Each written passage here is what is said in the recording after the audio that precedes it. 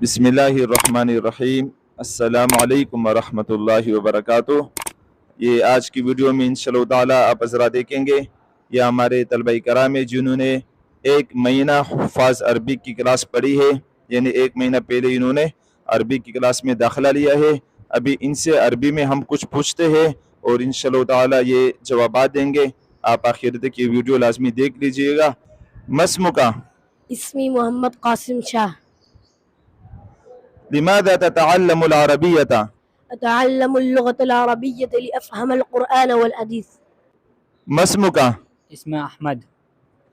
लिमाज़ा ततअल्लमुल अरबिय्यता?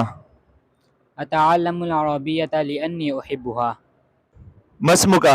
اسمي محمد عبد الله. लिमाज़ा ततअल्लमुल अरबिय्यता? كان يريد أبي أن أتعلم العربية. मस्मुका?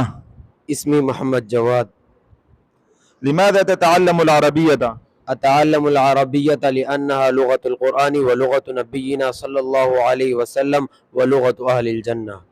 أحسنت ما شاء الله. मस्मुका? اسمي محمد أنس.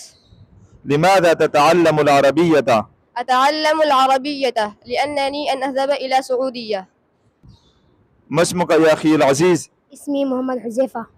लिमाज़ा ततअल्लमुल अरबिय्यता? أتعلم اللغة العربية لأنها أجيد اللغة. मस्मुका? اسمي محمد يوشع. लिमाज़ा ततअल्लमुल अरबिय्यता? أتعلم العربية لأنها لغة القرآن ولغة نبينا صلى الله عليه وسلم ولغة أهل الجنة. मस्मुका? اسمي محمد. लिमाज़ा ततअल्लमुल अरबिय्यता? لأنني أريد أن أتعلم جميع اللغات. मस्मुका? اسمي محمد بلال. लिमाज़ा ततअल्लमुल अरबिय्यता? لأنها لغة القرآن.